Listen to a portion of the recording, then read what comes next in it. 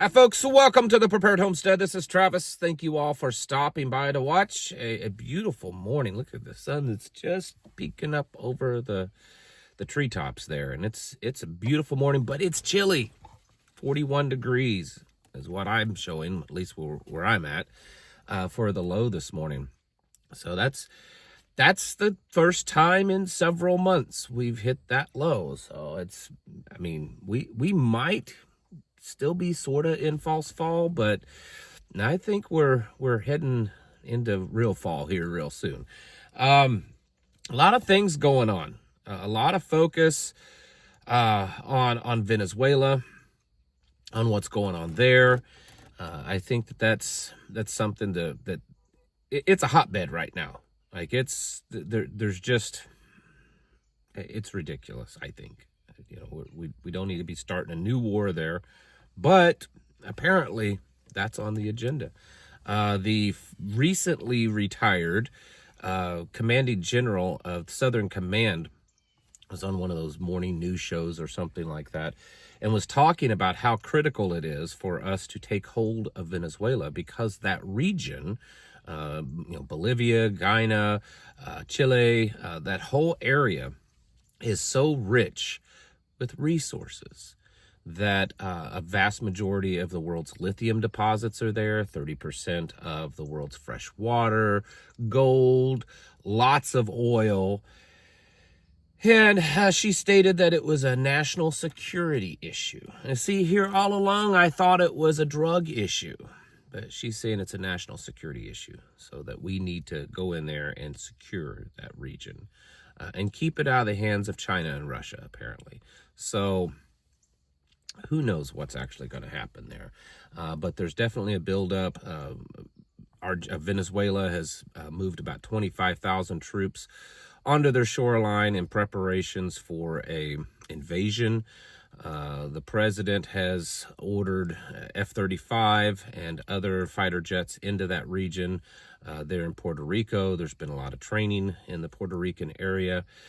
And there's been a lot of GPS jamming in that area. So it's looking that direction. I know no one is excited about that.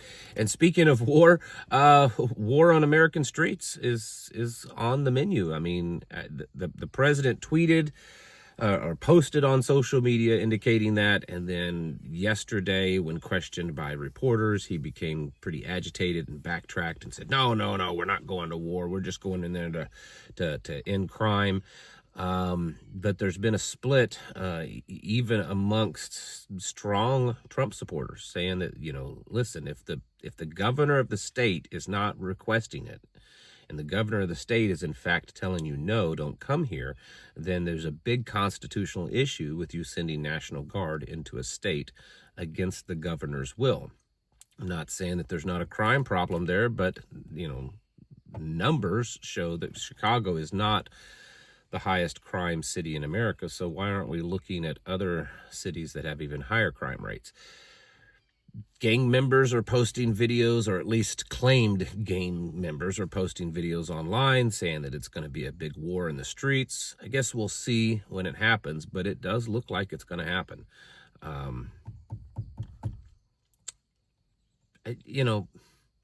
don't know. I probably shouldn't say anything other than, did you ever expect to see military troops being, ordered onto the American city streets? I don't know. It's a mess. It's a big mess. But the big thing that I want to talk to you today about is something that, and I even printed it off because it's a verbatim. I want to quote this person and get it correctly. So I actually printed it off so I could read it. This is something that one of Putin's top advisors, I'm going to probably butcher his name, Kabyakov, I don't know. It's a Russian name. Anyways, he was talking yesterday about the U.S. government and the U.S. government's debt and what is really going on. And of course, you could make the argument that this guy is just saying stuff and that's not actually true. But I think there's some truth to it. It also kind of backs up some of the stuff that I have been telling you for a while. So listen up. So I'm going to go ahead and quote this, and then we'll get into it. He says, the U.S. has devised a crypto scheme to erase its massive debt at the world's expense. The U.S. is now trying to rewrite the rules of gold and cryptocurrency markets.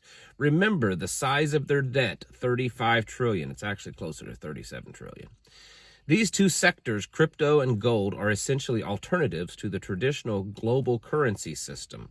Washington's, which is the U.S. dollar, Washington's actions in this area clearly highlight one of the main goals to urgently address the declining trust in the U.S. dollar. As in the 1930s and the 1970s, the U.S. plans to solve its financial problems at the world's expense, this time by pushing everyone into the crypto cloud. Over time, once part of the United States national debt is placed into stable coins, Washington will devalue that debt. Simply put, they have $35 trillion currency debt. They'll move into the crypto cloud, devalue it, and start from scratch. That's the reality for those who are so enthusiastic about crypto. I've been telling you this. They're trying to switch everything over to a digital world so that they can say, oh, looky there, we don't have any debt anymore. Yeah, because the U.S. dollar's losing its value. Gold already today, has breached a new record high. It's very possible that by the end of this week, we could see $3,700 gold. This is insane. I mean, how fast gold is going up. Everyone's also running to crypto. And the new big thing is stable coins, which of course is what the Trump administration has been pushing a lot. And I'm telling you, something's up. This stuff doesn't just happen coincidentally. They are trying to switch everyone over to a digital world. The people that have the big money, the people that know what's going on, they're dumping all their money into gold, which is why gold is going up. Because if you look at the purchases of gold, we're not talking the gold that's being bought that's causing the prices to go up. It's not being bought in grams, folks. It's being bought in kilos. Well, the average middle class, even upper middle class, is not buying kilos of gold. These are big banks, governments, very, very wealthy people. They're dumping their money into that. Maybe not all of it, but enough to keep their wealth secure. And everyone else is buying crypto because it's the new rage. And also the stable coins, which is even newer. That's what the Trump administration's pushing. That's what they want things to switch over to. And they're going to do it so that they can wipe out the U.S. debt and have a new U.S. currency. And I believe that even though this person from Russian government is certainly not have the United States' interest at heart, I think he's probably fairly correct in what he's saying.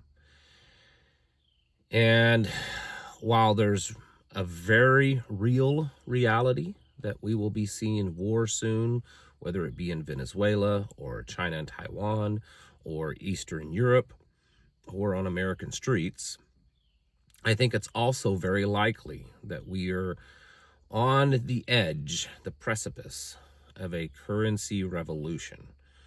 And I think that's going to be very hard for a lot of people. Remember I said yesterday that there's two economies now in the United States. You have the wealthy and then you have the poor. The wealthy, they're doing great because they have the money and they know where to put their stuff. The poor people are just trying to get by. Those middle and lower class folks, most of you is who I'm talking about. There may be a few that's in that upper class, but most of you watching are in that class. And you're going to lose hard. We all are. It's going to hurt. They're going to put it over into something like a stable coin and then cause it to crash. And then they're going to say, well, now we don't have any debt. You know, it all went to zero. We got to reset everything because that's what we're in. Yesterday, President Trump was asked about the economy, and he said, "Oh, no." He says, "We're pretty sure that things are going to turn around. All of our numbers are going to show that the economy is going to turn around and do great by 2027." There we go. And I just said the other day, the dates that everyone's throwing out for all kinds of things is 2027 and 2028, which are the big dates that's supposed to cause the major transition so that by 2030, things are switched over to something new. All of the AI infrastructure, the energy, everything. If you look at all of these projection dates, they're always 2027 and 2028.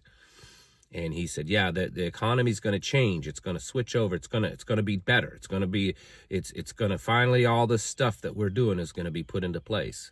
Is that what he's talking about? I don't know. But I'm telling you, people need to wake up.